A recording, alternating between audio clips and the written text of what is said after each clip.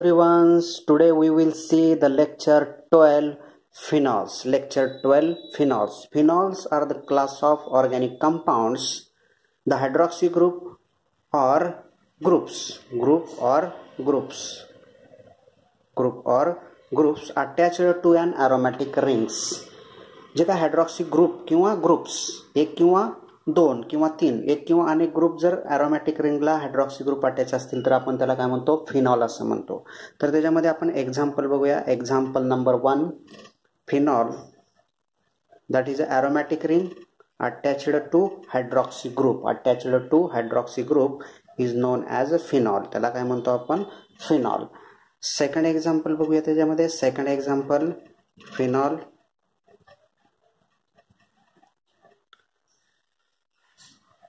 Alpha नेप्थॉल.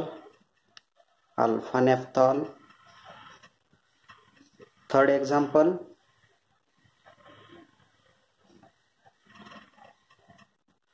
Beta naphthol. Fourth example OH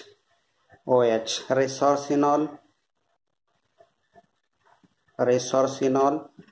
fifth example aromatic ring hydroxy group.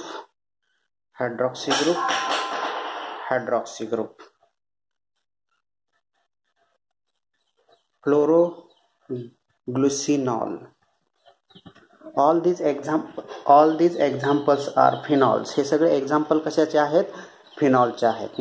Phenols are the class of organic compounds, the hydroxy group or groups attached to an aromatic ring. The examples phenol, alpha nephthol, beta nephthol, resorcinol, chloroglucinol. All these examples are phenol. Phenols are found abundant in nature. Phenols हे nature मध्ये आपल्याला आढळतात. Usually in plants and many of them are corrosive in natures due to their acidic characters. Phenol हे नेचरमध्ये आढळतात. काही प्लांट्समध्ये पण ते आढळतात आपल्याला. आणि फिनॉलचं जे नेचर आहे ते कसं आहे? करोजिव्ह इन नेचर आहे. करोजिव्ह नेचर का आहे? कारण due to their present in acidic characters. फिनॉलमध्ये काय असतं? एक ॲसिडिक कॅरेक्टर असतं. ॲसिडिक कॅरेक्टर असल्यामुळे फिनॉल हा कसा आहे? करोजिव्ह नेचर आहे. फिनॉल कसा आहे?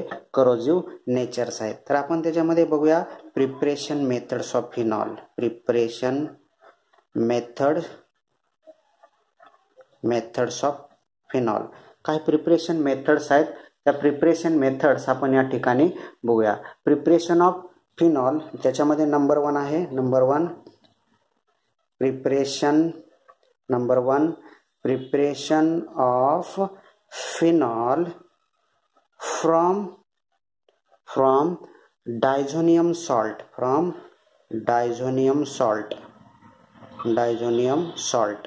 डायझोनियम सॉल्ट पासून आपल्याला काय बनवायचं आहे? आपल्याला फिनॉल बनवायचं आहे. तर आपण याच्यामध्ये पहिल्यांदा टू प्रिपेअर नायट्रस ॲसिड. पहिल्यांदा आपण काय करूया? नायट्रस ॲसिडचं प्रिपरेशन करू. नायट्रस ॲसिडचं प्रिपरेशन कसं होतं बघा. नायट्रस ॲसिडचं preparation the mixing of sodium nitrite and hydrochloric acid in ice bath to form nitrous acid and NaCl. Sodium nitrite mixed with hydrochloric acid in ice bath to form nitrous acid, and this nitrous acid react with aniline. हा कोणता आहे याच्यामध्ये? aniline react with aniline. Nitrous ॲसिडचं structure कसं लिहू शकतो? O double bond ONOH react with nitrous acid to remove water molecules. या ठिकाणी हा H2 आणि हा O. to remove water molecule to form ARN double bond N OH intermediate plus H2O to remove water molecules.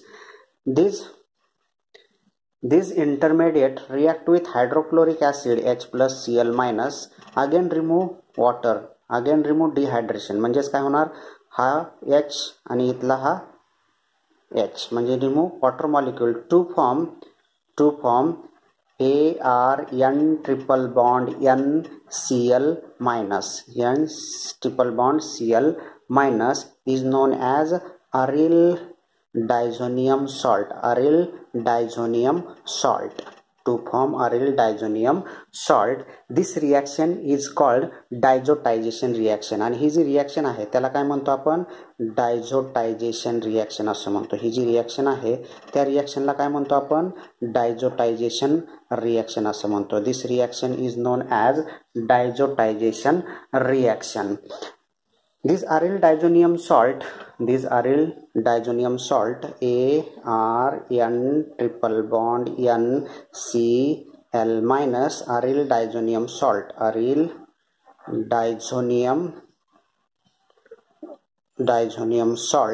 react with किंवा heated with water to form phenol plus N2 plus HCl. म्हणजे सुरुवातीला आपण काय करतोय, sodium नायट्राइडचं mix करतोय आपण HCl सोबत in ice बाथमध्ये. मग आपल्याला नायट्रस ॲसिड मिळेल. नायट्रस ॲसिडची रिॲक्शन ॲनिलीन सोबत झाल्यानंतर आपल्याला अरिल डायझोनियम सॉल्ट मिळेल. अरिल डायझोनियम सॉल्टची रिॲक्शन वॉटर सोबत त्याला हीट केल्यानंतर आपल्याला काय मिळेल, या ठिकाणी फिनॉल मिळेल. या ठिकाणी आपल्याला काय मिळेल, हा फिनॉल मिळेल. समजा आपण दुसरं एक्झाम्पल घेऊया. याच्यामध्ये एक एक्झाम्पल घेऊया. आता हे प्रिपरेशन मेथड बघितली आपण. ॲनिलीन घेतलेला आहे या ठिकाणी. ॲनिलीन NH2 react with nitrous acid HNO2 in NaNO2 sodium nitrite plus HCl ice bath to form aryl diazonium salt. ही वरचीच रिॲक्शन आहे. aryl diazonium salt. These aryl diazonium salt react with water and heat to form phenol and N2 plus HCl. ही वरचीच reaction आपण दाखवलेली, फक्त या ठिकाणी आपण अशी रिंग वगैरे काढून दाखवलेली आहे. ही रिॲक्शन आहे. परत आपण आणखीन ती एक्सप्लेन केलेली आहे, बरोबर. त्यानंतर आणखीन एक आपण याच्यामध्ये एक्झाम्पल बघूया. स्टार्टिंग मटेरियल आपण नेक्स्ट एक्झाम्पल नंबर 2 हा अमाइन घेतलेला आहे. अमाइन कंपाऊंड घेतलेला आहे. React with sodium nitrite plus HCl in ice bath to form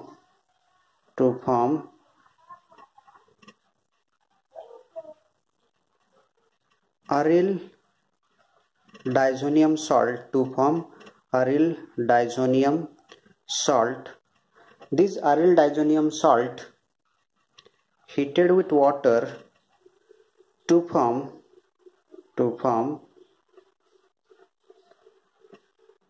beta naphthol. Beta naphthol is a phenol.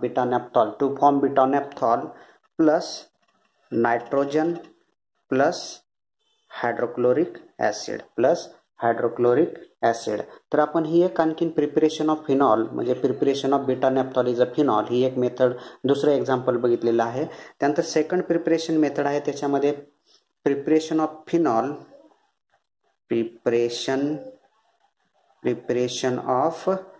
Phenol from aryl aryl sulfonic acid, aryl sulfonic acid, aryl sulfonic acid. The aryl sulfonic acid ArSO3H, AR means aromatic ring आहे बरोबर. हे काय आहे aryl sulfonic acid mixed with sodium hydroxide solid and then heated to form sodium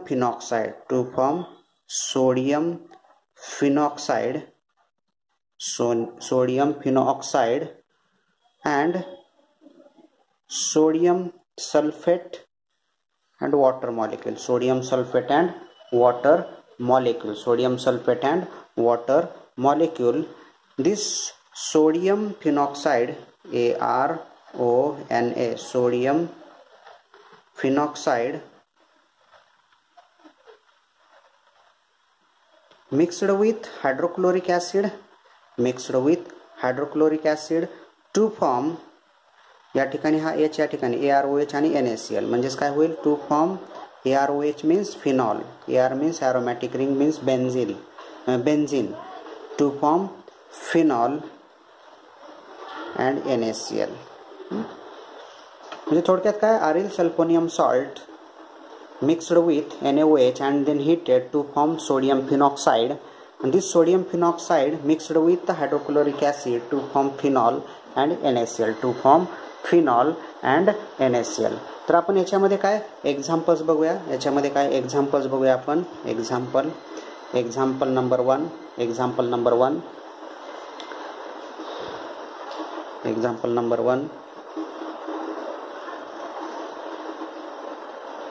aryl means phenyl sulfonic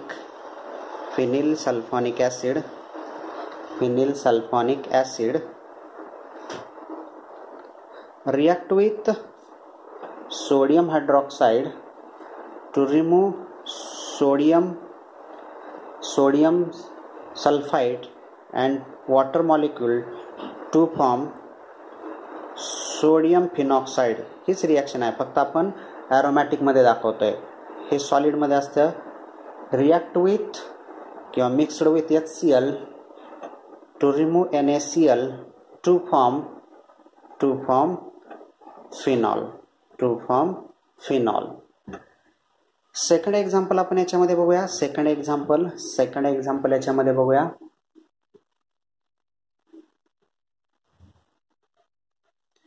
This aryl sulfonic acid SO3H, aryl sulfonic acid react with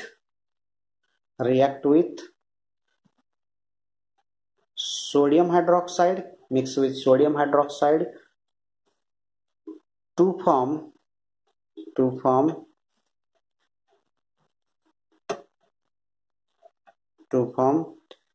sodium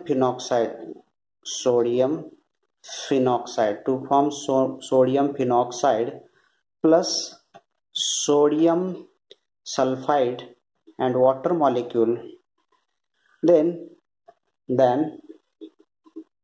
sodium phenoxide mixed with hydrochloric acid to remove sodium chloride to form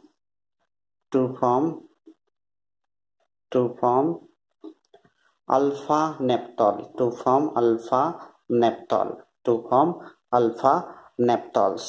तर याच्यामध्ये बघितलं आपण preparation of phenol from aryl sulfonic acid react with sodium hydroxides, then heated to form sodium phenoxide and sodium sulfide and water molecule. This sodium phenoxide mixed with HCl hydrochloric acid to form phenol. आणि हे त्याचे आपण दोन examples बघितलेले. हे फक्त aromatic ring कडून दाखवलेले आहे आणि त्यानंतर आपण अल्फा नेप्थॉल हा प्रिपेअर केलेला आहे. त्यानंतर थर्ड मेथड आहे preparation of phenol from haloarenes by Dow's process. Number 3 preparation method आहे ही. तर याच्यामध्ये काय करतो आपण, in this method chlorobenzene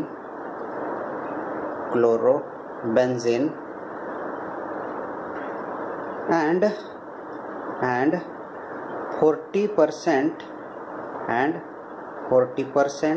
sodium hydroxide heated at high temperature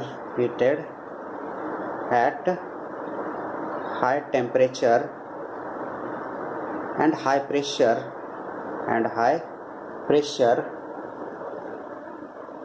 at 300 atmospheric pressure and 400 degrees Celsius temperature means at high temperature and high pressure. Chlorobenzene is heated with 40% sodium hydroxide at high temperature 400 degrees Celsius and high pressure 300 atmospheric pressure to form phenol and NaCl. This method is old.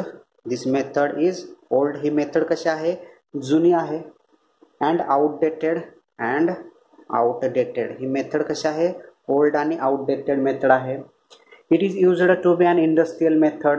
It is a highly energy consuming and on large scale very unsafe. ही कशी method आहे? Industrial method आहे. दुसरा point काय याच्यामध्ये? ही method कशी आहे? Industrial method आहे. त्यानंतर याच्यामध्ये जास्त प्रमाणात एनर्जीचा यूज केला जातो आणि ही मेथड आणखीन एक कशी आहे? व्हेरी अनसेफ आहे. आणि ही मेथड कशी आहे? Very unsafe. तर याच्यामध्ये ह्या मेथड्समध्ये पॉइंट फार महत्त्वाचे आहे. ही ओल्ड मेथड आहे, आउटडेटेड मेथड आहे, इंडस्ट्रियल प्रिपरेशन केलं जातं याच्यामध्ये आणि ही मेथड कशी आहे? व्हेरी अनसेफ मेथड आहे. And last method preparation method number 4 preparation of phenol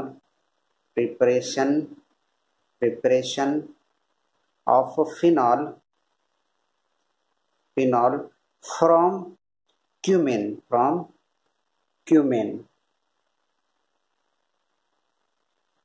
Cumin means isopropyl benzene. क्युमिनला काय म्हणतो आपण? आयसोप्रोपिल बेन्झिन असं म्हणतो. Isopropyl benzene. क्युमिन म्हणजेच काय? आयसोप्रोपिल बेन्झिन आहे.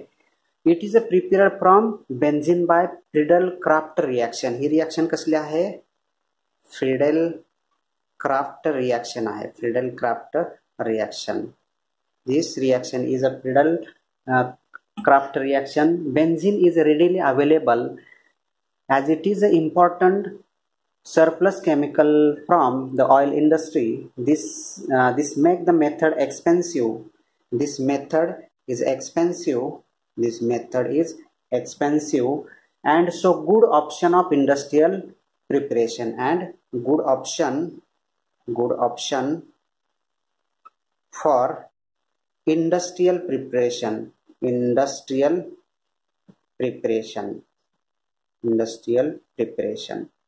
बरोबर. क्युमिन म्हणजेच काय याच्यामध्ये? क्युमिन्स मीन्स आयसोप्रोपिल बेन्झिन. ही रिॲक्शन फ्रिडल क्राफ्ट सारखी रिॲक्शन आहे आणि या प्रोसेसने जर आपल्याला preparation of phenol from cumin करायचं असेल तर ही एक्सपेन्सिव्ह मेथड आहे, फार महागडी मेथड आहे. याच्यामध्ये आपल्याला इंडस्ट्रियल मेथड्समध्ये फिनॉल्स हा आपल्याला चांगल्या प्रकारे मिळत असतो. तर क्युमिन बघा, क्युमिनचं स्ट्रक्चर कसं आहे? क्युमिन ॲरोमॅटिक रिंग CH3 याला काय म्हणतो आपण? Isopropyl benzene. is oxidized by air to form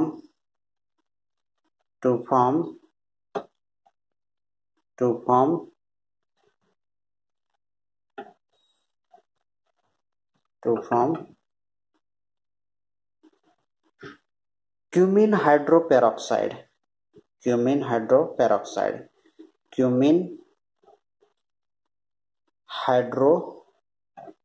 peroxide.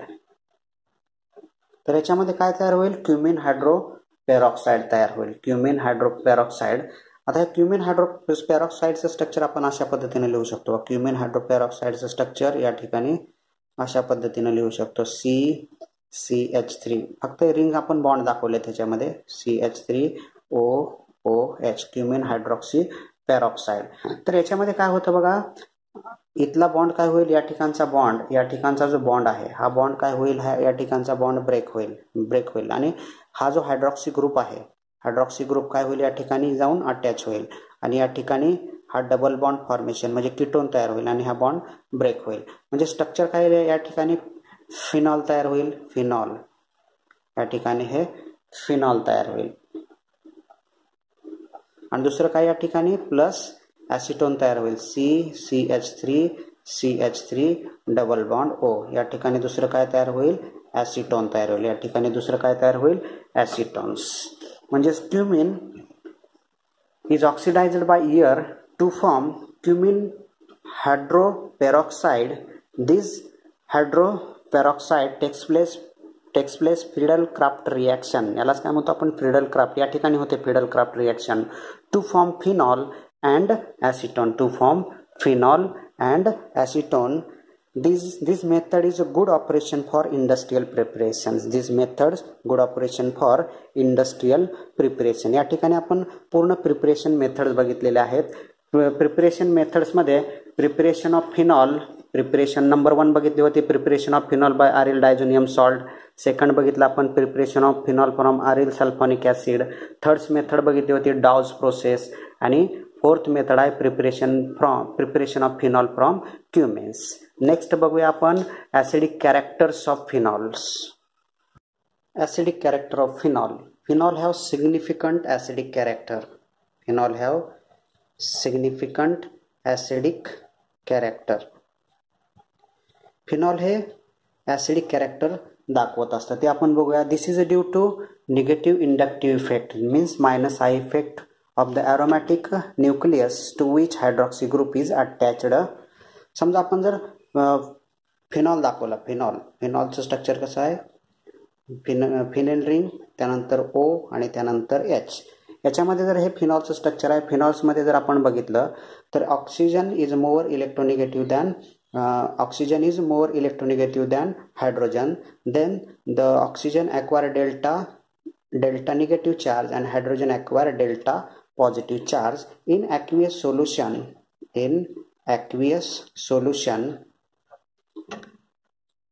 Phenol form phenoxide ion and H plus ion. तर आपण याच्यामध्ये बघूया acidic characters of phenol and phenoxide ion. आपण कंपॅरिझन करूया, फिनॉल जास्त ॲसिडिक आहे का फिनॉक्साइड आयन जास्त ॲसिडिक आहे. तर acidic character of phenol can be explained bye resonance effect. समजा आपण हे फिनॉलचं स्ट्रक्चर दाखवूया. आपण काय करूया आता, फिनॉलचं स्ट्रक्चर दाखवूया. हे फिनॉलचं स्ट्रक्चर आहे, हे स्ट्रक्चर कशाचं आहे, फिनॉलचं स्ट्रक्चर. तर ह्याचं रेझोनेटिंग स्ट्रक्चर आपण कशा पद्धतीने दाखवू शकतो, याच्यामधले आपण बॉन्ड दाखवूया. हा फिनॉल आहे, या ठिकाणी एक बॉन्ड आहे, या ठिकाणी एक बॉन्ड आहे आणि या ठिकाणी एक बॉन्ड आहे. याच्यामधलं जर रेझोनेटिंग जर स्ट्रक्चर आपण दाखवलं तर हा बॉन्ड काय होईल, या ठिकाणी शिफ्ट होईल, हा बॉन्ड या ठिकाणी शिफ्ट होईल आणि हा बॉन्ड या ठिकाणी शिफ्ट होईल. म्हणजे स्ट्रक्चर काय येणार याचं, दुसरं रेझोनेटिंग स्ट्रक्चर असं येईल या ठिकाणी, बरोबर. म्हणजे याच्यामध्ये फिनॉलमध्ये 2 स्टेबल रेझोनेटिंग स्ट्रक्चर आहेत. त्याच्यामध्ये किती स्ट्रक्चर आहेत, 2 स्टेबल रेझोनेटिंग स्ट्रक्चर्स आहेत. 2 stable resonating structure present in a phenol molecule, but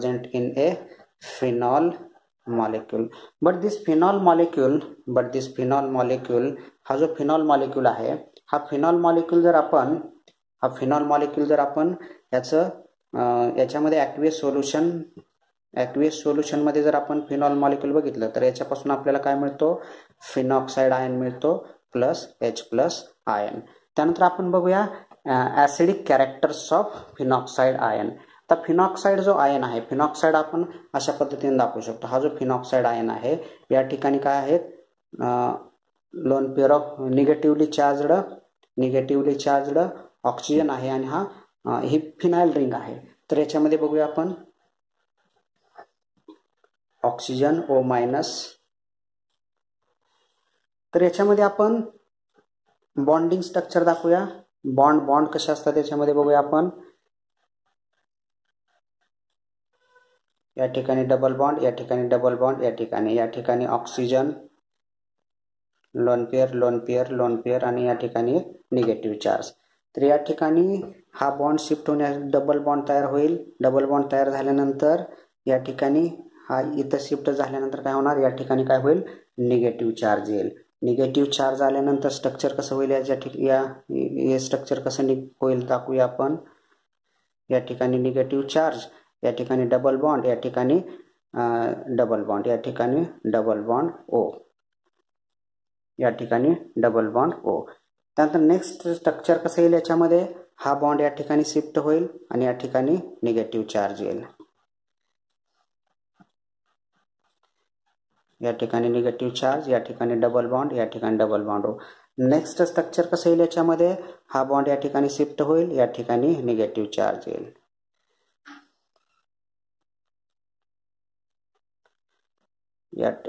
हा बॉन्ड या ठिकाणी शिफ्ट झालेला आहे, या ठिकाणी निगेटिव्ह चार्ज, या ठिकाणी डबल बॉन्ड. त्यानंतर नेक्स्ट स्ट्रक्चर कसं येईल आपल्या याच्यामध्ये, हा बॉन्ड या ठिकाणी शिफ्ट होईल, या ठिकाणी हा परत निगेटिव्ह चार्ज येईल. निगेटिव्ह चार्ज, हा बॉन्ड या ठिकाणी शिफ्ट, या ठिकाणी. म्हणजे याचे resonance structure 1, 2, 3, 4 and 5. Phenol molecule shows 2 stable resonating structure, but phenoxide molecule shows 5 resonating structure. 2 shows 5 resonating structure. Phenoxide molecule किती स्ट्रक्चर दाखवतो आपल्याला, 5 रेझोनेटिंग स्ट्रक्चर दाखवतो. म्हणजेच काय असणार, phenoxide ion is more stable than means phenoxide ion is more stable